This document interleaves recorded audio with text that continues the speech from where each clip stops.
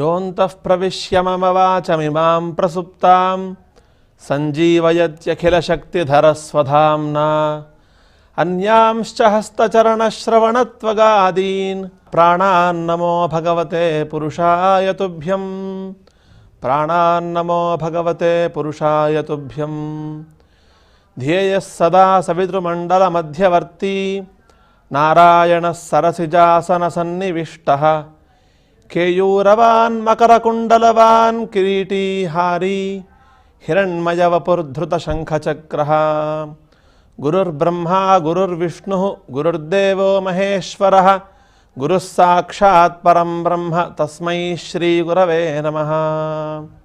అస్మచ్శ్రీగురుచరణారవిందాభ్యాం నమః. యదక్షరం భూతకృతం విశ్వే దేవా ఉపాసతే మహర్షిమస్య గోప్తారం జమదగ్నిమకుర్వత. ఇంతవరకు మనకి అగ్నుల గురించి, గంధర్వుల గురించి, వాయువుల గురించి, మేఘాల గురించి మనకి తెలియజేసి, ఇప్పుడు అసలు వేదము యొక్క ఆవిర్భావము, సంప్రదాయము ఏ విధంగా ఉన్నది అనే విషయాన్ని ఈ మంత్రాల ద్వారా మనకి వేదం తెలియజేస్తోంది. యదక్షరం భూతకృతం. అక్షరం అనగా నాశనం లేనటువంటి వస్తువు. ఈ లోకంలో నాశనం లేనటువంటి వస్తువు ఏది అంటే ఏదీ లేదు. అన్ని వస్తువులు నాశనమైపోయేవే. నాశనం లేని పదార్థము ఒక్క పరమాత్మ వస్తువు మాత్రమే. యజ్జన్యం తదనిత్యం అని శాస్త్ర నియమము. ఆ ప్రకారంగా ఈ జగత్తు కూడా ప్రళయకాలంలో నాశనమైపోతుంది. నాశనం కానటువంటిది ఆ పరబ్రహ్మ వస్తువు మాత్రమే. ఆయన నిత్యమైన వాడు, శుద్ధమైన వాడు, స్వప్రకాశవంతుడు. అటువంటి ఆ పరమాత్మ నుండి నిశ్వాస రూపములుగా ఆవిర్భవించినాయి వేదాలు. ఆ పరమాత్మ ఇంకా ఎటువంటి వాడు అనంటే భూతకృతం అని అన్నారు. ఈ పదం వినగానే మనకి భూతాల చేత చేయబడినవాడు, నిర్మించబడినవాడు అనే అర్థం మనకి అనిపిస్తూ ఉంటుంది. కానీ ఆ అర్థం కాదు ఇక్కడ. భూతకృతం అనగా ఆ పరమాత్మే పంచభూత స్వరూపంగా ఆయన ఆవిర్భవించినాడు. అసద్వా ఇదమగ్ర ఆసీత్ తతో వై సదజాయత తదాత్మానగ్స్వయమకురుత. ఆ పరమాత్మే ఈ పంచభూత స్వరూపంగా మనకి ప్రకాశిస్తున్నాడు. ఆకాశాద్ వాయోరగ్ని, ఈ విధంగా పాంచభౌతికమైనటువంటి ప్రపంచాన్ని కూడా ఆయనే ఆ ప్రపంచంలోకి ప్రవేశించి ఆయన యొక్క అనుగ్రహంతో ఈ ప్రపంచానంతటినీ కూడా నడిపిస్తున్నాడు అని మనకు అర్థమవుతోంది. యదక్షరం భూతకృతం విశ్వే దేవా ఉపాసతే. అటువంటి నాశరహితమైనటువంటి ఆ పరమాత్మ యొక్క స్వరూపాన్ని సమస్త దేవతలందరూ కూడా వాళ్ళ యొక్క పురుషార్థ సిద్ధి కోసం వాళ్ళు ప్రతినిత్యము ఉపాసన చేస్తూ ఉన్నారు. ఎవరు అనంటే దేవేంద్రుడు, అగ్ని, వరుణుడు, వాయువు వీళ్ళందరూ కూడా ఆ పరమాత్మ యొక్క స్వరూపాన్ని తెలుసుకొని ఆ పరమాత్మనే ధ్యానిస్తూ ఉన్నారు. మహర్షిమస్య గోప్తారం. ఇది చాలా ఉత్తమమైనటువంటి విద్య. దీన్ని బ్రహ్మ విద్య అని అంటారు. ఉపనిషత్తుల్లో దీన్ని పరవిద్యగా ఉపనిషత్తు చెప్పింది, ముండకోపనిషత్తు. అందులో లోకంలో రెండు విద్యలు ఉన్నాయి. ఒకటి అపరావిద్య, రెండవది పరావిద్య. అపర విద్యలో ఈ ఋగ్వేదము, యజుర్వేదము, సామవేదము, అథర్వణవేదము, అలానే శిక్షాకల్పము, శిక్షా, వ్యాకరణం, ఛందో, నిరుక్తం, జ్యోతిషము, ఇవన్నీ కూడా అపర విద్యల కిందకే వస్తాయి. ఏదైతే నాశరహితమైనటువంటి పరమాత్మ యొక్క స్వరూపాన్ని బోధించే విద్య ఏదైతే ఉన్నదో ఆ విద్యకే పరవిద్య అని పేరు. ఆ పరవిద్యను తెలుసుకోవటం వల్ల మానవుడికి మోక్షం లభిస్తుంది. ఆ పరవిద్య పరమాత్మ యొక్క స్వరూపాన్ని బోధిస్తుంది. అందువల్ల చాలా ఉత్తమోత్తమైనటువంటి విద్య అని మనకి ఉపనిషత్తులన్నీ కూడా బోధించినాయి. అటువంటి ఆ ఉత్తమమైనటువంటి విద్యని భావితరాలకి అందించాలనే సంకల్పంతో ఈ దేవేంద్రుడు మొదలైనటువంటి దేవతలందరూ కూడా మహర్షులను ఆశ్రయించి ఈ విద్యని మీరు రక్షించండి, మీరు శిష్యులకి బోధించండి, తద్వారా భావితరాలకు అందుతుంది అని వాళ్ళతో మాట్లాడి, ఇది చాలా గోప్యమైనటువంటి విద్య, అందువల్లనే ఈ విద్యని ఎవరికి వారు చదువుకోకూడదు, ఒక గురువుని ఆశ్రయించి ఆ గురువు ద్వారా ఈ విద్యను మనం పొందాలి అని మనకి ఉపనిషత్తులు కూడా బోధించినాయి. తద్విజ్ఞానార్థం సగురుమేవాభిగచ్చేత్ సమిత్పాణి శ్రోత్రియం బ్రహ్మనిష్టం అని. అలాగే ఈ విద్య ఎవరికైతే కావాలనుకుంటున్నారో వాళ్ళు స్వయంగా గురువుగారి దగ్గరికి వెళ్ళి నాకు ఈ విద్యను బోధించవలసింది అని అడగాలి, ప్రార్థించాలి. ఎందుకు ప్రార్థించాలి అనంటే నా పృష్ట కస్కిచిత్ బ్రూయాత్ అని ఒక ధర్మశాస్త్రం ఉన్నది. అడగకుండా ఏ విషయాన్ని చెప్పకూడదు అనే ధర్మశాస్త్రం. అందులోనూ ఈ బ్రహ్మ విజ్ఞానానికి సంబంధించిన విషయంలో అడగకుండా ఎవరికి చెప్పకూడదు. చాలా గుహ్యాతి గుహ్యకరమైనటువంటి ఈ విద్య. మనకి భగవద్గీతలో కూడా పరమాత్మ అర్జునుడికి బ్రహ్మ విద్యను బోధించి ఈ విద్య చాలా రహస్యమైనది అని ఆ మాట కూడా చెప్పారు. అందువల్ల ఆ విద్యని మీరు చాలా రహస్యంగా ఉంచుతూ రక్షించి భావితరాలకు అందించండి అని దేవేంద్రాదులు జమదగ్ని మొదలైనటువంటి మహర్షులందరికీ కూడా అందులో వాళ్ళని నియమించేలాగా చేశారు. ఆ మహర్షులందరూ కూడా వాళ్ళ శిష్యులకి ఈ మంత్రాలన్నిటినీ కూడా ఉపదేశించారు. ఈ రహస్య విజ్ఞానాన్ని బోధించారు. వాళ్ళు వాళ్ళ శిష్యులకి ఈ విధంగా క్రమంగా మనకి ఈ రోజు వరకు ఆ విద్య మనకి లభిస్తూ ఉన్నది. జమదగ్నిరాప్యాయతే ఛందోభిశ్చతురుత్తరై రాజ్ఞః సోమస్య తృప్తాసః. ఇదే విషయంలో మనకి మరొక మంత్రం కనిపిస్తుంది. యామృషయో మంత్రకృతో మనీషిణః అన్వైచ్ఛన్ దేవాస్తపసాశ్రమేణ తాన్ దేవీం వాచగుం హవిషా యజామహే సానో దధాతు సుకృతస్య లోకే అని. వాగ్దేవతకు సంబంధించినటువంటి మంత్రం ఇది.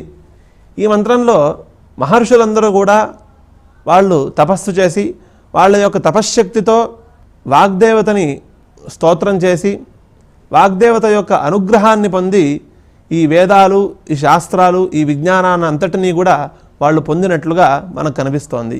ఆ మహర్షులు దివ్యజ్ఞాన సంపన్నులు, చాలా బుద్ధిమంతులు, తపస్సంపన్నులు కాబట్టి వాళ్ళు వాళ్ళ యొక్క తపశ్శక్తితో, దివ్య దృష్టితో పరమాత్మ నుండి ఆవిర్భవించినటువంటి ఆ వేదాలన్నిటినీ కూడా వాళ్ళు గ్రహించారు. అందువలనే ఈ వేదాలకి అపౌరుషేయములు అని పేరు. మామూలుగా పురాణాలు వ్యాస మహర్షి రచించినట్లుగా మనకందరికీ తెలుసు. అలానే వాల్మీకి రామాయణం వాల్మీకి మహర్షి రచించారని, అలానే కొన్ని గ్రంథాలు ఫలానా వారు రచించారని మనందరికీ తెలుసు. ప్రతి గ్రంథానికి ఒక గ్రంథకర్త ఉన్నట్లుగా మనందరికీ తెలుసు. ఈ వేదాల దగ్గరకు వచ్చేటప్పటికల్లా ఈ వేదాలు ఎవరు రచించారు అనంటే వీటిని ఎవరూ రచించలేదు. సృష్టి ప్రారంభంలో పరమాత్మ నిశ్వాస రూపములుగా ఆవిర్భవించినాయి అంతే. అందువల్ల వీటికి అపౌరుషేయములు అని పేరు. ఇటువంటి అపౌరుషేయమైనటువంటి విజ్ఞానాన్ని ఆ మహర్షులు వాళ్ళ యొక్క తపశ్శక్తితో వాళ్ళు గ్రహించారు. అదే మనకి స్మృతి వాక్యం చెబుతుంది. యుగాంతే అంతర్హితాన్ వేదాన్ సేతిహాసాన్ మహర్షయః లేభిరే తపసాపూర్వం అనుజ్ఞాతా స్వయంభువ అని మనకి ధర్మశాస్త్రం చెప్తోంది. బ్రహ్మగారి యొక్క ఆదేశాన్ని అనుసరించి సృష్టి ప్రారంభంలో పరమాత్మ నుండి ఆవిర్భవించినటువంటి ఆ వేదాలని వాళ్ళ తపశ్శక్తితో వాళ్ళు గ్రహించారు అని మనకి ఆ స్మృతి వాక్యం చెప్తోంది. ఆ ప్రకారంగా జమదగ్ని మొదలైనటువంటి మహర్షులందరూ కూడా ఈ వేద విజ్ఞానాన్ని, ఆ పరమాత్మ యొక్క స్వరూప విజ్ఞానాన్ని శిష్య ప్రశిష్యుల ద్వారా లోకానికి అందించారు. వాళ్ళు ఆ మంత్రాలని శిష్యులకి ఉపదేశించారు. జమదగ్నిమకుర్వత జమదగ్నిరాప్యాయతే ఛందోభిశ్చతురుత్తరై. ఎటువంటి మంత్రాలను వాళ్ళు ఉపదేశించారు అనంటే ఛందోబద్ధమైనటువంటి మంత్రాలని వాళ్ళు ఉపదేశించారు. గాయత్రి, త్రిష్టుపు, జగతి ఇటువంటి ఛందస్సులతో కూడినటువంటి మంత్రాలని వాళ్ళు వాళ్ళ శిష్యులకి ఉపదేశించారు. ఆ మంత్ర అనుష్ఠాన క్రమాన్ని కూడా వాళ్ళు ఉపదేశించారు.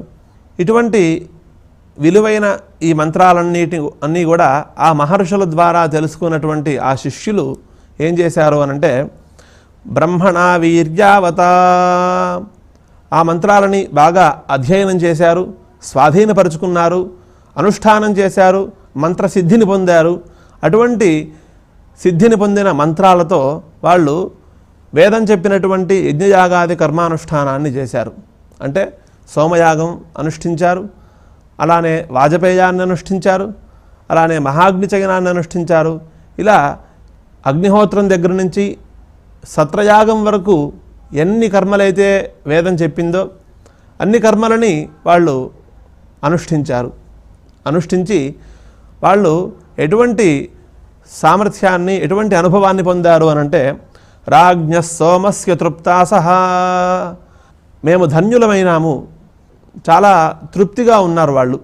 ఆ తృప్తిగా ఉన్నటువంటి మనస్సుతో ఎంతో ఆనందపడుతూ మేము ధన్యులమైనాము అని అనుకున్నారు వాళ్ళు. ఎందుకు ఆ ధన్యత ఎలా వచ్చింది అనంటే, సోమయాగంలో దేవతలకి అత్యంత ప్రీతికరమైనటువంటి సోమరసాన్ని హవిస్సుగా ఆహుతిగా ఇచ్చి ప్రసాదంగా కొద్దిగా స్వీకరిస్తారు ఆ యజ్ఞం చేసేటటువంటి ఋత్విక్కులు. ఆ ప్రసాదంగా స్వీకరించినటువంటి ఆ సోమరసాన్ని స్వీకరించిన తరువాత అందరూ కూడా వాళ్ళ యొక్క ఆనందాన్ని ప్రకటన చేస్తారు. అపామసోమమృత అభూమా అదర్శ్మజ్యోతిరవిదామదేవాన్ కిమస్మాన్ కృణవదరాతి కిము ధూర్తిరమృతమర్త్యస్య. మేము ఈ సోమరసాన్ని ప్రసాదంగా స్వీకరించాము, సోమపానం చేశాము, మేము అమృతలమైపోయినాము, మరణరాహిత్యం మాకు లేదు అని ఈ విధంగా ఆనందాన్ని ప్రకటన చేస్తారు ఆ మంత్రాలతో. ఆ విధంగా ఇక్కడ రాజ్ఞ సోమస్య తృప్తాసహ, మహర్షులు బోధించినటువంటి మంత్రాలతో యజ్ఞయాగాది కర్మానుష్ఠానాన్ని చేసి ఎంతో సంతృప్తితో మేము ధన్యులమైనాము, కృతకృత్యులమైనాము అనే ఆనందాన్ని ప్రకటన చేస్తున్నారు వాళ్ళందరూ. కానః ప్రదిశో దిశః, కేవలం యజ్ఞానుష్ఠాన మహిమ వల్ల కేవలం మేం మాత్రమే ఆనందంగా ఉండటం కాక మా చుట్టుపక్కల ఉన్న వాళ్ళందరూ కూడా, అన్ని దిక్కులలో ఉన్న వాళ్ళందరూ కూడా ఆనందంగా ఉన్నారు, సుఖంగా ఉన్నారు అని ఇక్కడ ఈ మంత్రం ద్వారా మనకి తెలియజేస్తోంది. శివానః ప్రదిశో దిశః. ఆ తర్వాత తచ్చంయో రావృణీమహే గాతుం యజ్ఞాయ గాతుం యజ్ఞపతయే దైవీ స్వస్తిరస్తు నః స్వస్తిర్మానుషేభ్యః ఊర్ధ్వంజి గాతు భేషజం షన్నో అస్తు ద్విపదే షంచతుష్పదే సోమపా అసోమపా ఇతి నిగద వ్యాఖ్యాతాః. ఈ ప్రకారంగా వేదం యొక్క ఆవిర్భావాన్ని, వేదం యొక్క సంప్రదాయాన్ని మనకి 2 మంత్రముల ద్వారా తెలియజేసి ఆ తర్వాత అగ్నిదేవుణ్ణి ప్రార్థించేటటువంటి ప్రార్థన ఈ మంత్రంలో మనకు కనిపిస్తోంది. తచ్చంయో రావృణీమహే. శం అనగా మన శరీరంలో సంక్రమించినటువంటి రోగములు. ఆ రోగములు నివారణ అయ్యే మార్గము మనం వెతుక్కోవాలి. ఆ రోగం ఎలా నివారణ అవుతుంది? ఆ రోగాన్ని నివారణ చేసేటటువంటి కారణభూతుడు అగ్నిదేవుడు. ఆ అగ్నిదేవుని యొక్క అనుగ్రహం వల్ల ఆ రోగం నివారణ అవుతుంది. ఈ విషయము మనకి శం అనే శబ్దంతో మనకి తెలియబడుతోంది. అలానే యోహ్ అంటే మనకి భవిష్యత్తులో వచ్చేటటువంటి వ్యాధులు, రోగాలు వీటన్నిటినీ కూడా నివారించేటటువంటి అగ్నిదేవుడు. అటువంటి అగ్నిదేవుణ్ణి ఈ విధంగా ప్రార్థిస్తున్నారు. నా శరీరంలో సంక్రమించినటువంటి రోగాలన్నీ కూడా పోవాలి, ఇటుపైన ఎటువంటి రోగాలు నాకు రాకుండా ఉండాలి అని ఈ 2 విధములైనటువంటి ప్రార్థనలతో ఆ అగ్నిదేవుణ్ణి ప్రార్థిస్తున్నారు.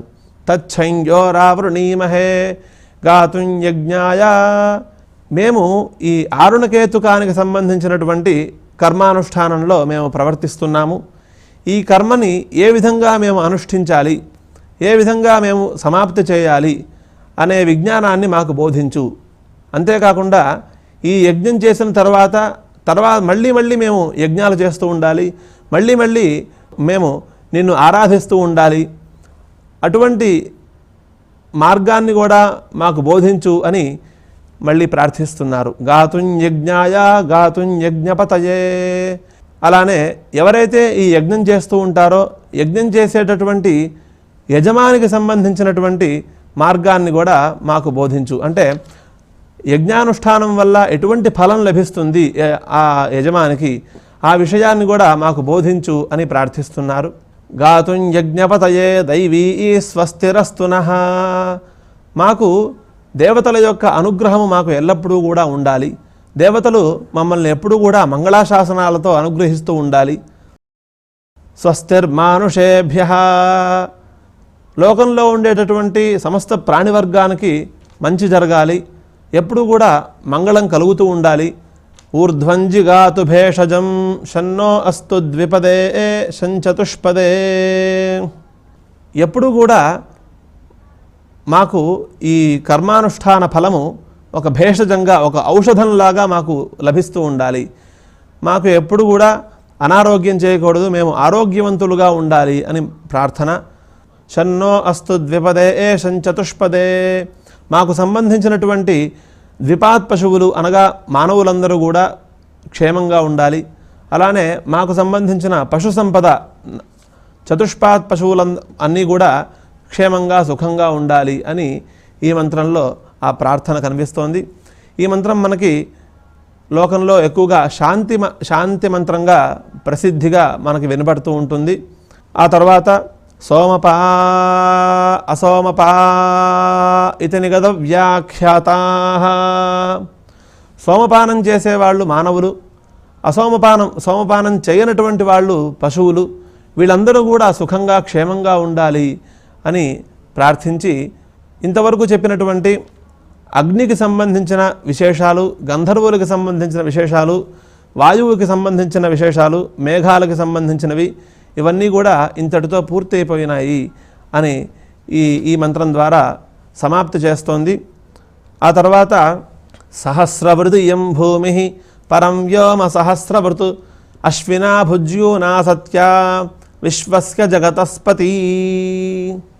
ఈ ప్రకారంగా వెనకటి మంత్రాలతో దేవతల యొక్క విశేషాలని మనకి తెలియజేసి స్వర్గలోక భూలోకాలకు సంబంధించిన విషయాలను మనకి తెలియచేయటానికి ప్రారంభిస్తోంది వేదం. అందులో మొట్టమొదటగా సహస్రవృతి యం భూమి పరం వ్యోమ సహస్రవృతు. భూలోక స్వర్గలోకాలు ఈ రెండింటినీ కూడా అశ్వినీ దేవతలతో సమానంగా పోల్చి ఇక్కడ స్తోత్రం చేస్తోంది వేదం. సహస్రవృతి యం భూమి. ఈ భూమిని అనేక మంది ప్రార్థిస్తూ ఉంటారు, అనేక మంది ఆశ్రయిస్తూ ఉంటారు. ఈ భూమి నుండే కదా అన్ని రకాల ఆహార పదార్థాలు అవన్నీ కూడా అందరికీ లభించేది. అందువల్ల భూమిని ప్రార్థిస్తూ ఉంటారు. భూమి అనుగ్రహం వల్ల అందరూ ఆహార పదార్థాలని పొంది సంతోషంగా ఉంటూ ఉంటారు. అలానే స్వర్గలోకాన్ని కూడా ఆశ్రయిస్తూ ఉంటారు. ఎందుకోసం అనంటే స్వర్గలోకం నుండి వర్షం పడితేనే భూమి మీద ఆహార పదార్థాలన్నీ కూడా పండేవి. అందువల్ల ఈ రెండు లోకాలని అందరూ కూడా ఆశ్రయిస్తూ ఉంటారు, ప్రార్థిస్తూ ఉంటారు. అశ్వినా భుజ్యూనా సత్య. ఈ రెండు లోకాలు ఎటువంటివి అంటే అశ్వినీ దేవతలతో సమానమైనవి. అశ్వినీ దేవతలు అనగా దేవలోకంలో ఉండేటటువంటి వైద్యులు. వాళ్ళ యొక్క అనుగ్రహంతో రోగాలన్నీ కూడా నయమైపోతూ ఉంటాయి, అందరూ కూడా ఆరోగ్యవంతులు అవుతూ ఉంటారు. ఈ విధంగా అందరికీ ఆరోగ్యాన్ని అనుగ్రహించి అందరికీ ఉపకారం చేస్తూ ఉంటారు. ఈ స్వర్గలోక భూలోకాలు ఈ రెండింటినీ కూడా అశ్వినీ దేవతలతో పోల్చడం వల్ల ఈ రెండు లోకాలు అందరికీ ఆహార పదార్థాలు ఇచ్చి ఉపకారం చేస్తూ ఉంటాయి. కాబట్టి ఇవి కూడా అశ్వినీ దేవతలతో సమానమే అని వేదం చెప్పింది. ఆ తర్వాత భుజ్యు నా సత్య. అశ్వినీ దేవతలకి నాసత్య అని పేరుంది. అంటే అసత్యమైనటువంటి విషయాలు వాళ్ళ దగ్గర ఏమీ ఉండవు, అందువల్ల వాళ్ళకి ఆ పేరు వచ్చింది. వాళ్ళు సమస్త మానవాళి యొక్క ఆరోగ్యాన్ని కాంక్షిస్తూ ఉంటారు. ఎవరికైతే అనారోగ్యం చేస్తుందో వాళ్ళకి చికిత్స చేసి చికిత్సా విధానం ద్వారా వాళ్ళకి ఆరోగ్యాన్ని అందిస్తూ ఉంటారు.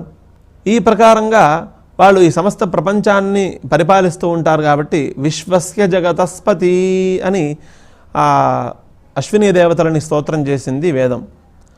ఆ తర్వాత జాయా భూమి పతిర్వ్యోమ మిథునంతా అతుర్యథు పుత్రో బృహస్పతి రుద్ర సరమా ఇతి స్త్రీపుమం. ఈ ప్రకారంగా స్వర్గలోక భూలోకాలని అశ్వినీ దేవతలుగా స్తోత్రం చేసి ఇప్పుడు మళ్ళీ ఆ రెండు లోకాలనే దంపతులుగా స్తోత్రం చేస్తోంది. ఏ విధంగా అనంటే జాయా భూమి పతిర్వ్యోమ మిథునంతా అతుర్యథు. ఈ భూలోకంలో సమస్త మానవులందరూ కూడా పుడుతూ ఉంటారు, సమస్త ప్రాణివర్గము పుడుతూ ఉంటుంది. కాబట్టి ఆ పృథివీ భూమి భార్యతో భార్యాస్థానంలో ఉన్నది.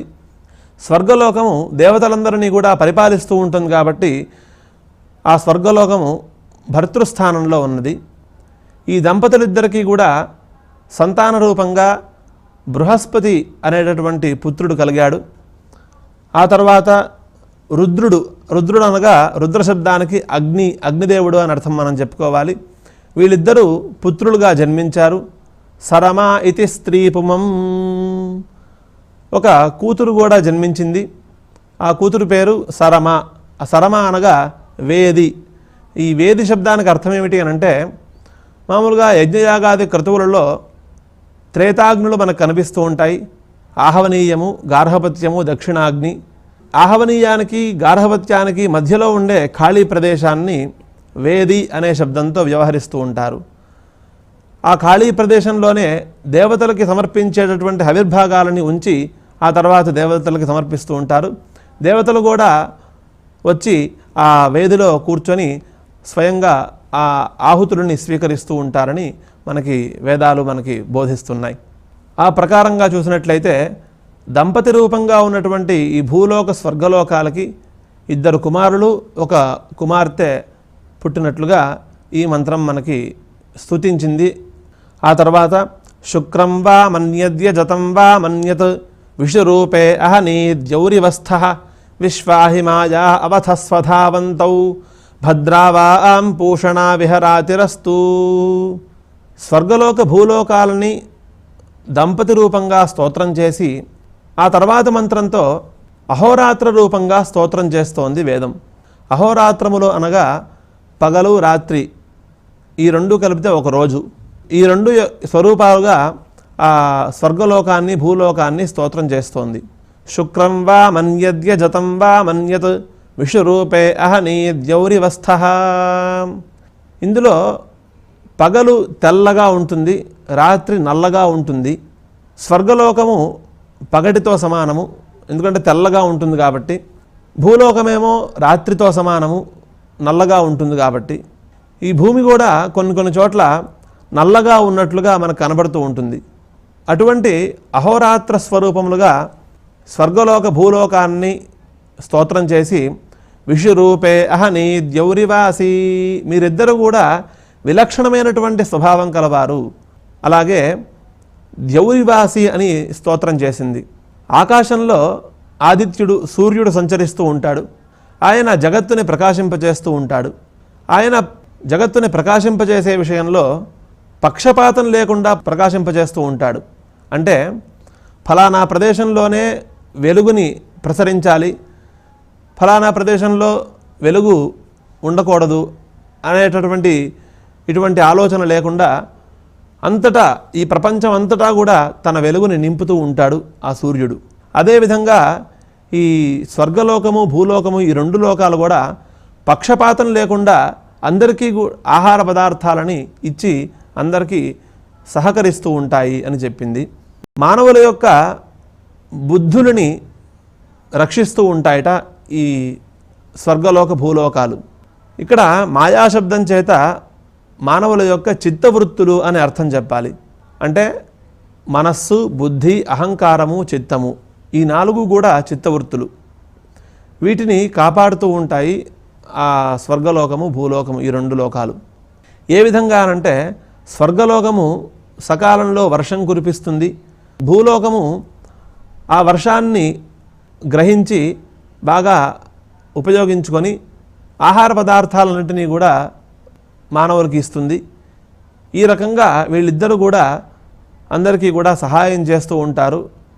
విశ్వాహిమాయా అవథస్వధావంతౌ, ఆ ఆహార పదార్థాలను తినటం వల్ల మానవుల యొక్క బుద్ధులు సక్రమంగా పనిచేస్తూ ఉంటాయి. ఆకలిగా ఉన్నవాడికి బుద్ధి సక్రమంగా పనిచేయదు, మనస్సు కూడా ఏదో ఒక రకంగా పిచ్చిపిచ్చిగా ఉంటుంది. ఆహారం సక్రమంగా ఉంటే ఈ మనస్సు, బుద్ధి ఇవన్నీ కూడా సక్రమంగా పనిచేస్తూ ఉంటాయి. అందువల్ల ఆహార పదార్థాలనిచ్చి మనుష్యుల యొక్క బుద్ధులని మీరు సరైన మార్గంలో నడిపిస్తూ ఉంటారు అని ఈ మంత్రంలో స్తోత్రం చేసింది. విశ్వాహిమాయా అవథస్వధావంతౌ భద్రావాం పూషణ విహరాతిరస్తు. మీ యొక్క అనుగ్రహము ఎల్లప్పుడూ కూడా ఈ ప్రాణివర్గానంతటికీ కూడా ఉంటూ ఉండాలి అని ఈ మంత్రంలో ప్రార్థన కనిపిస్తోంది. ఆ తర్వాత మరో రకంగా ఈ స్వర్గలోక భూలోకాలని స్తోత్రం చేయటం ప్రారంభిస్తోంది వేదం. వాసాత్యౌ చిత్రౌ జగతో నిధానౌ ద్యావా భూమి చరథ సగుం సఖాయౌ తావశ్వినా రాసభా ఆశ్వాహవం మే శుభస్పతి ఆగతగుం సూర్యయా సహా. స్వర్గలోక భూలోకములు ఈ రెండూ కూడా ఇద్దరు స్నేహితులు లాంటివి. ఎల్లప్పుడూ కూడా స్నేహ స్వభావంతో కలిసి ఉంటాయి. ఆ సామ్యాన్ని పురస్కరించుకొని ఈ లోకాలని స్నేహిత రూపంగా స్తోత్రం చేసింది. అవి ఎటువంటివి అనంటే వాసాత్యౌ నివాస హేతువులు, ఆ లోకాల్లో నివసించటానికి యోగ్యంగా ఉంటాయి. ఆ లోకాలు భూలోకంలో మానవులందరూ కూడా నివసిస్తూ ఉంటారు, నివాస యోగ్యంగా ఉంటుంది భూలోకం. అలాగే స్వర్గలోకంలో దేవతలందరూ కూడా నివసిస్తూ ఉంటారు, నివసించడానికి యోగ్యంగా ఉంటాయి. కాబట్టి వాటిని వాసాత్యౌ అనే విశేషణం చేత వేదం స్తోత్రం చేసింది.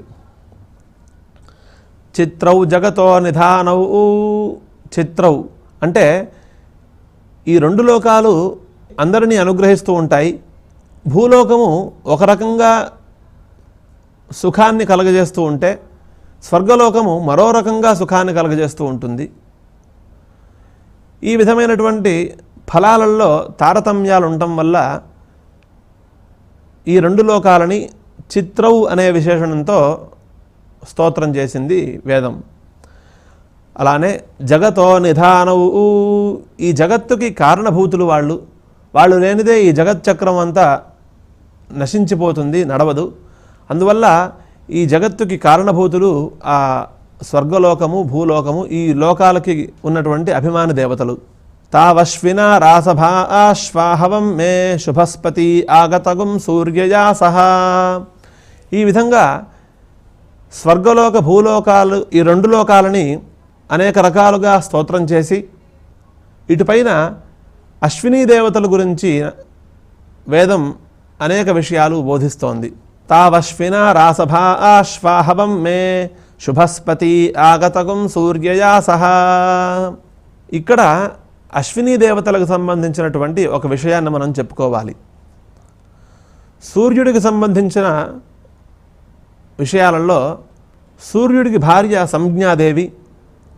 ఆ సంజ్ఞాదేవి ఒకసారి సూర్యుని యొక్క తేజస్సుని తట్టుకోలేక తన యొక్క ఛాయని, అంటే తన యొక్క నీడని ఆ సూర్యుడి దగ్గర పెట్టేసి వెళ్ళిపోయింది.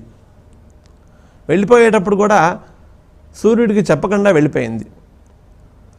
అందులోనూ సూర్యుడికి అనుమానం రాకుండా తన యొక్క నీడని అక్కడ ఉంచి వెళ్ళిపోయింది. ఆ తర్వాత ఆ సంజ్ఞాదేవి అశ్వరూపాన్ని ధరించి ఎక్కడ అనుమానం రాకుండా సంచరిస్తూ ఉన్నది. ఎందుకంటే సూర్యుడు అంతటా ప్రకాశిస్తూ ఉంటాడు. ఎక్కడ దాక్కున్నా కూడా సూర్యుడికి ఆ సంజ్ఞాదేవి యొక్క జాడ తెలిసిపోతుంది. అందువల్ల అశ్వరూపాన్ని ధరించి సంచరిస్తూ ఉన్నది. ఆ సమయంలో ఆ సంజ్ఞాదేవి నాకు పుత్రుడు కావాలి అని సంకల్పించుకుంది. ఆ సంకల్పమాత్రం చేతనే ఇద్దరు పుత్రులు కలిగారు.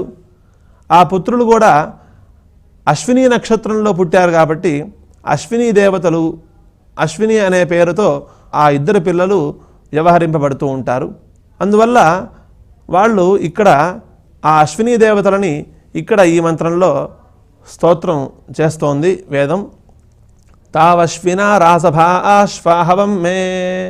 ఆ అశ్విని దేవతలని స్మరించినట్లయితే మనకి కలిగినటువంటి రోగాలన్నీ కూడా దూరమైపోతాయని మనకి పురాణాలు శాస్త్రాలు బోధిస్తున్నాయి. వాళ్ళు గుర్రం యొక్క తలకాయలతో ఉంటారు, వాళ్ళు అశ్వశిరస్సులతో ఉంటారు. వాళ్ళ యొక్క వాహనం కూడా ఎలా ఉంటుంది అనంటే గర్దభముఖాలతో ఉన్నటువంటి అశ్వాలు. గర్దభాలే అశ్వస్థానములుగా ఉన్నాయి వాళ్ళకి. ఆ గర్దభాలే వాళ్ళని ఎక్కడికి తీసుకువెళ్ళాలన్నా గర్దభాలు తీసుకువెళ్తూ ఉంటాయి. గర్దభాలు వాహనములుగా కలవారు అశ్విని దేవతలు. అటువంటి అశ్విని దేవతల్ని మేము చేసేటటువంటి యాగంలోకి ఆహ్వానిస్తున్నాము. వాళ్ళు వచ్చేటప్పుడు తల్లి అయినటువంటి సంజ్ఞాదేవితో కలిసి రావాల్సిందిగా మేము ప్రార్థిస్తున్నాము.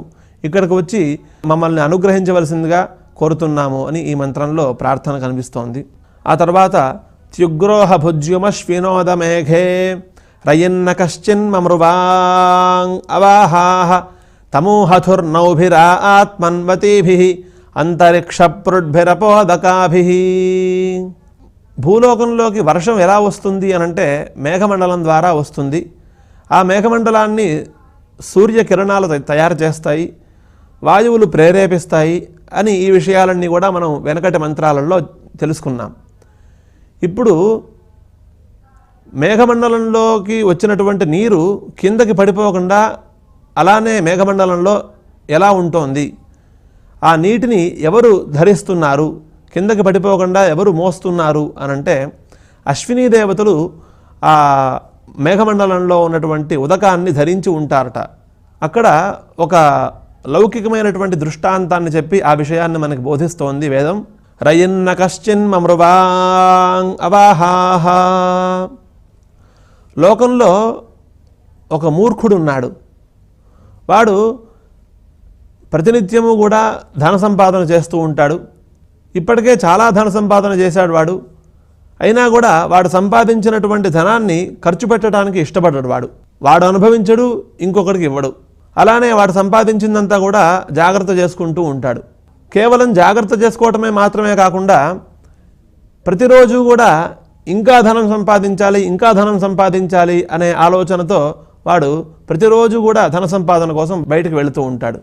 ఇక్కడ ఈ అశ్వినీ దేవతలు కూడా మేఘాల్లోకి నీటిని ఆ విధంగా సంపాదిస్తూ ఉంటారు అనే విషయాన్ని చెప్పడానికి ఈ లౌకిక దృష్టాంతాన్ని మనకి వేదం చూపించింది. అశ్వినీ దేవతలు కూడా మేఘంలో ఉన్నటువంటి ఆ ఉదకాన్ని కిందకి పడిపోకుండా బాగా మోస్తూ ఉంటారు. అంతేకాకుండా ఇంకా నీటిని కూడా వాళ్ళు సంపాదిస్తూ ఉంటారు అని మనకి ఇక్కడ ఈ మంత్రం ద్వారా తెలుస్తోంది.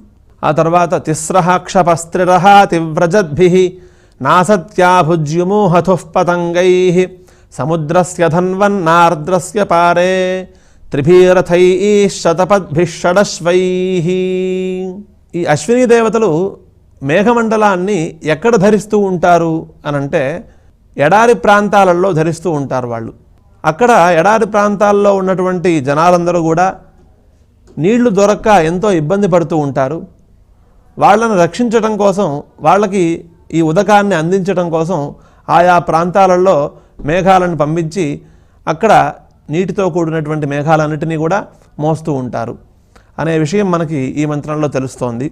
సముద్రస్య ధన్వన్నార్ద్రస్య పారే త్రిభీరథైః శతపద్భిః షడశ్వైః. మరొక విషయం ఏంటంటే మేఘాలు 3 రకాలుగా ఉంటాయని, ఉత్తమ మేఘాలు, మధ్యమ మేఘాలు, అధమ మేఘాలు, ఈ విధంగా 3 విభాగాలతో ఈ మేఘమండలం అంతా ఉంటుందని మనకి ఈ మంత్రం ద్వారా తెలుస్తోంది. సవితారం వితన్వంతం అనుబధ్నాతి శాంబరః ఆపపూరుషంబరశ్చైవ సవితారే పశోభవత్. ఈ మేఘమండలము సూర్యుణ్ణి ఆశ్రయిస్తోంది. ఎందుకోసము అనంటే భూలోకంలోకి వర్షాన్ని పంపించడం కోసం ఈ మేఘమండలం సూర్యుణ్ణి ఆశ్రయిస్తోంది. సూర్యుణ్ణే ఎందుకు ఆశ్రయించడం అనంటే ఘర్మకాలంలో భూలోకంలో ఉన్నటువంటి నీళ్లని సూర్యకిరణాలు తీసుకొని వెళ్ళి సూర్యుల్లో నిక్షిప్తం చేస్తాయి. కాబట్టి సూర్యుడిని ఆశ్రయించినట్లయితే సూర్యుడిలో నిక్షిప్తమైనటువంటి ఉదకము ఆ మేఘమండలంలోకి వస్తుంది. కాబట్టి తద్వారా భూలోకంలోకి వర్షాన్ని కురిపించవచ్చు. కాబట్టి ఈ మేఘాలు ఆ సూర్యుడిని ఆశ్రయిస్తున్నాయి అని ఈ మంత్రం మనకి తెలియజేస్తోంది. త్యగుం సుతృప్తం విదిత్వైవ బహుసోమగిరం వశీ అన్వేతితు గ్రోవక్రియాంతం ఆయసూయాంత్ సోమతృప్సుషు. ఇక్కడ సూర్యుడిని ప్రార్థిస్తోంది ఈ మంత్రం ద్వారా. సూర్యుడు మాకు కావలసినటువంటి వర్షాన్ని కురిపించాలి. ఆ వర్షం కూడా మాకు తృప్తిని కలిగించేలాగా ఉండాలి. వర్షం కురిసేటప్పుడు కూడా మేఘాలన్నీ కూడా గర్జిస్తూ వర్షాన్ని కురిపించాలి. ఏదో కాసేపు 5 నిమిషాలు 10 నిమిషాలు కురిపించే వర్షం మాకు సంతృప్తినివ్వదు. మాకు ఎన్ని నీళ్లు కావాలో అన్ని నీళ్లని ఆ మేఘం వర్షిస్తూ ఉండాలి అనే దృష్టితో ఇక్కడ ఆ సూర్య భగవానుణ్ణి ఈ మంత్రం ద్వారా వేదం ప్రార్థించింది. ఆ తర్వాత సూర్యుణ్ణి సంబోధిస్తూ సూర్యుణ్ణి ప్రార్థిస్తోంది. ససంగ్రామస్తమోద్యోత్యోతః వాచోగాః పిపాతి తత్ సతద్గోభిస్తవాత్యేత్యన్యే రక్షసానన్వితాశ్చయే. ఆ సూర్యుడు ఎటువంటి వాడు అనంటే సంగ్రామ. ఇక్కడ గ్రామ శబ్దము కిరణవాచకము, కిరణాలతో కూడి ఉన్నవాడు. తమోద్య అంధకారాన్ని పోగొట్టేవాడు. అత్యోత అశ్వములచే ధరింపబడేవాడు అని అర్థము. ఇక్కడ అత్య శబ్దానికి గుర్రము అని అర్థం ఉంది. ఎందుకంటే వేదంలోనే అశ్వోసిహయోస్యత్యోసి నరోస్యర్వాసి సప్తరసి వాజ్యసి, అశ్వానికి సంబంధించిన అనేకమైన నామధేయాలలో అత్యహ అనే పేరు కూడా ఒకటి ఉన్నది. అందువల్ల ఇక్కడ అత్యోత గుర్రముల చేత ధరింపబడేవాడు ఆ సూర్య భగవానుడు అని ఇక్కడ సూర్యుడి గురించి చెప్పింది. ఆయన ఏం చేస్తూ ఉంటాడు అంటే నీళ్లు దొరక్క ఇబ్బంది పడేటటువంటి పశువులకి నీళ్ళని అనుగ్రహించి వాళ్ళ చేత నీళ్లు తాగిస్తూ ఉంటారట. సతద్గోభిస్తవాత్యేత్యన్యే, ఆ పశువులు సూర్యుడు అనుగ్రహించినటువంటి నీళ్ళని తాగి సూర్యుడిని స్తోత్రం చేస్తూ ఉంటాయట. రక్షసానన్వితాశ్చయే, రాక్షస జాతికి చెందినటువంటి రాక్షసులు వాళ్ళు కూడా దేవతల్ని స్తోత్రం చేస్తూ ఉంటారట. అన్వేతి పరివృత్యాస్తః ఏవమేతౌ స్థో అశ్వినా తే ఏతే ద్యుః పృథివ్యోః అహరహర్గర్భం దధాథే. ఈ విధంగా సూర్యుని యొక్క మహిమను తెలుపుతూ ఆ తర్వాత ప్రారంభంలో మొదలుపెట్టినటువంటి స్వర్గలోక భూలోకాలని స్తోత్రం చేసే విధానాన్ని ఇంతటితో పూర్తి చేస్తోంది శృతి. పూర్తి చేసి మళ్ళీ ఆ స్వర్గలోక భూలోకాలని ప్రశంసించటం ప్రారంభిస్తోంది. తయోరేతౌ వత్సావహోరాత్రే పృథివ్యా అహః దివోరాత్రిః తా అవిసృష్టౌ దంపతీ ఏవ భవతః. ఈ స్వర్గలోక భూలోకాలు, ఈ రెండు లోకాలకి పగలు రాత్రి అనేవి వత్సస్థానీయములు, అంటే పుత్రులుగా ఉన్నాయి, సంతానంగా లభించినాయి. ఆ తర్వాత తయోరేతౌ వత్సావహోరాత్రే అగ్నిశ్చాదిత్యశ్చ, పగలు రాత్రితో సమానమైనటువంటి ఈ భూలోక స్వర్గలోకములకు మళ్ళీ అగ్ని ఆదిత్యుడు జన్మించినట్లుగా కనిపిస్తోంది. వాళ్ళిద్దరికీ కూడా వృత్రుడు వైద్యుతుడు, అనగా వృత్ర శబ్దానికి అంధకారము, వైద్యుత శబ్దానికి మెరుపు, ఈ రెండు కూడా సంతాన రూపంగా లభించినట్లుగా కనిపిస్తోంది. ఆ రెండిటికి ఉష్మాచ నీహారశ్చ, తేజస్సుకి ఉష్మ అంటే వేడి, నీహారం అనగా మంచు, ఈ రెండు పుత్రస్థానీయములుగా లభించినట్లుగా కనిపిస్తోంది. సేయగుం రాత్రి గర్భిణీ పుత్రేణ సంవసతి తస్యావా ఏతదుల్బణం యద్రాత్రౌ రశ్మయః యథా గోర్గర్భిణ్యా ఉల్బణం ఏవమేతస్యా ఉల్బణం. ప్రతిరోజు కూడా పగటిపూట సూర్యుడు మనకి దర్శనమిస్తున్నాడు. రాత్రిపూట ఆయన అస్తమించటం వల్ల ఆయన యొక్క దర్శనం మనకి లభించట్లేదు. మళ్ళీ రాత్రి పూర్తవగానే మళ్ళీ ఉదయం పూట ఆయన మనల్ని అనుగ్రహించడానికి ఉదయిస్తున్నాడు. ఇక్కడ ఒక కల్పన, ఒక భావన చెప్పింది వేదము. ఈ రాత్రియే సూర్యుణ్ణి గర్భరూపంగా ధరించి ప్రజల్ని అనుగ్రహించటానికి రాత్రి పూర్తవగానే సూర్యుణ్ణి ఉదయించేలాగా చేస్తోంది అనేటటువంటి భావన ఈ మంత్రాల ద్వారా మనకు తెలుస్తోంది. అటువంటి ద్యావా పృథువుల యొక్క, అంటే స్వర్గలోక భూలోకముల యొక్క ప్రశంసని ఎవరైతే తెలుసుకుంటారో వాళ్ళు ప్రజయిష్ణుః ప్రజయా చ పశుభిశ్చ భవతి, ప్రజా సంపదతో పశు సంపదతో ఎల్లప్పుడూ కూడా సుఖంగా జీవిస్తూ ఉంటారు అని మనకి ఈ ప్రశంస యొక్క మహిమ తెలుస్తోంది. ఏతముద్యంతమపియంతం చయతి ఆదిత్యః పుణ్యస్య వత్సః. ఈ విధంగా ద్యావాపృథుల యొక్క స్తోత్రాన్ని చేసి ఆ రెండు లోకాలని ప్రశంసించింది శృతి. ఇంతటితో వర్షానికి సంబంధించిన విషయాలు, అలానే సూర్యునికి సంబంధించిన విషయాలు, మేఘమండలానికి సంబంధించిన విషయాలు ఇంతటితో పూర్తి చేసింది. ఇటుపైన బ్రహ్మ విజ్ఞానానికి సంబంధించిన విషయాలని బోధించటం కోసం ఇటుపైన పూనుకుంటోంది. అందులో పవిత్రవంతః పరివాజమాసతే పితైషాం ప్రత్నో అభిరక్షతి వ్రతం అనే మంత్రాల ద్వారా కొన్ని యజ్ఞానికి సంబంధించిన విషయాలను మనకి తెలియజేసి ఆ తర్వాత నిదానంగా బ్రహ్మ విజ్ఞానంలోకి మనల్ని తీసుకువెళ్తుంది శృతి. ఎందుకు అనంటే మనం ప్రారంభంలోనే చెప్పుకున్నాం, ముందుగానే బ్రహ్మ విజ్ఞానాన్ని బోధించినట్లయితే ఆ విజ్ఞానం యొక్క విలువ తెలియటం కష్టమవుతుంది. అంతేకాకుండా ఆ విజ్ఞానాన్ని గ్రహించే శక్తి కూడా లేనప్పుడు ఆ విజ్ఞానం బోధించటం నిష్ఫలము, నిష్ప్రయోజనము.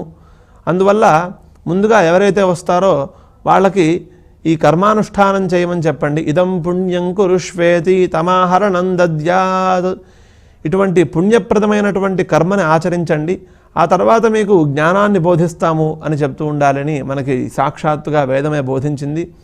అందువల్ల ముందుగా కర్మానుష్ఠానానికి సంబంధించిన విషయాలను మనకి బోధించి ఆ తర్వాత బ్రహ్మ విజ్ఞానాన్ని బోధిస్తుంది. ఆ విషయాలన్నింటినీ కూడా మనం తెలుసుకుందాం. సర్వ విజ్ఞానాకారమైనటువంటి వేదంలో అనేక విశేషాలు చెప్పి ఉన్నాయి. ఆ విశేషాలను మనం తెలుసుకునే ప్రయత్నంలో అరుణ ప్రశ్నకు సంబంధించిన విశేషాలను మనం తెలుసుకుంటున్నాం. అందులో అనేక విశేషాలను మనకి వేదం తెలియజేసింది. వాటిల్లో కొన్ని తెలుసుకున్నాం. సూర్యుడికి సంబంధించినవి, అలాగే అగ్నిదేవుడు, వాయుదేవుడు, గంధర్వులు, ఇలా వీళ్ళందరికీ సంబంధించినటువంటి విషయాలన్నింటినీ కూడా మనం వివరంగా తెలుసుకున్నాం. ఇటుపైన ఇంకా కొన్ని విషయాలని వేదం చెప్పిన విధంగా మనం తెలుసుకుందాం. అరుణ ప్రశ్నలో అథ పవిత్ర అంగిరసః అని కొన్ని అంగిరో మహర్షికి సంబంధించినటువంటి కొన్ని మంత్రాలు మనకు కనిపిస్తున్నాయి. ఆ మంత్రాలు ఈ విధంగా ఉన్నాయి. ఓం పవిత్రవంతః పరివాజమాసతే పితైషాం ప్రత్నో అభిరక్షతి వ్రతం మహస్సముద్రం వరుణస్థిరోదధే ధీరా ఇచ్చే కుర్ధరుణేశ్వారభం అని. ఈ మంత్రం ఏం చెప్తోంది అనంటే, వేదోక్తమైనటువంటి యజ్ఞానుష్ఠానం ఎవరైతే చేస్తూ ఉంటారో ఆ యజ్ఞం గురించి, వాళ్ళు చేసే అనుష్ఠానం గురించి ఈ మంత్రం మనకి ప్రతిపాదిస్తుంది. పవిత్రవంతః పరివాజమాసతే, ఆ యజ్ఞం చేసేటటువంటి యజమానులందరూ కూడా పవిత్రవంతః పరివాజమాసతే, ఎందుకోసం చేస్తున్నారు వాళ్ళు యజ్ఞం అంటే అన్న సమృద్ధి కోసం యజ్ఞం చేస్తున్నారు. లోకంలో ఉన్నటువంటి ప్రజలందరూ కూడా అన్నోదకాలతో సుఖంగా ఎటువంటి ఇబ్బంది పడకుండా ఉండాలని, ఆకలితో ఎవరు ఇబ్బంది పడకుండా ఉండాలని ఈ యజ్ఞం చేస్తున్నారు. వాళ్ళు ఎటువంటి వాళ్ళు అనంటే పవిత్రవంతః. మామూలుగా ఏదైనా దేవతా కార్యక్రమాలు చేయాలంటే పవిత్రమైనటువంటి దర్భలని ధరించి ఆ కార్యక్రమాన్ని చేయాలి. అలానే ఇక్కడ కూడా పవిత్రవంతః అనంటే దశాపవిత్రము అని యజ్ఞంలో ఒక పదార్థము, దాన్ని ధరించిన వాళ్ళే యజ్ఞాన్ని అనుష్ఠిస్తున్నారు అని చెప్పింది. పితైషాం ప్రత్నో అభిరక్షతి వ్రతం, ఈ యజ్ఞాన్ని ఎవరు రక్షిస్తున్నారు అనంటే బ్రహ్మదేవుడు రక్షిస్తున్నాడు అని మనకి ఈ వాక్యం ద్వారా తెలుస్తోంది. ఏ విధంగా రక్షిస్తున్నాడు అనంటే, ఎక్కడైతే దేవతా కార్యక్రమాలు జరుగుతూ ఉంటాయో అక్కడ రాక్షసులందరూ కూడా వచ్చి ఆ కార్యాన్ని నాశనం చేయటానికి ప్రయత్నిస్తూ ఉంటారు. ఆ రాక్షస బాధ లేకుండా, అలాగే తలపెట్టినటువంటి దేవతా కార్యక్రమం నిర్విఘ్నంగా పూర్తవటం కోసం ఆయన తన శక్తితో ఆ యజ్ఞాన్ని రక్షిస్తూ ఉంటాడట. అలానే మరొక అర్థం ఏమిటంటే, యజ్ఞం చేసేటటువంటి ఋత్విక్కులలో అనేక మంది ఋత్విక్కులు ఉంటారు. వాళ్ళల్లో అధ్వర్యుడని, హోత అని, ఉద్గాత అని, బ్రహ్మ అని, ఇట్లా రకరకాల పేర్లతో వ్యవహారం అక్కడ జరుగుతూ ఉంటుంది. అందులో బ్రహ్మ అనే పేరు గల ఋత్విక్కు ఈ సమస్త యజ్ఞాన్నంతటినీ కూడా రక్షిస్తూ ఉంటాడు అని చెప్పింది.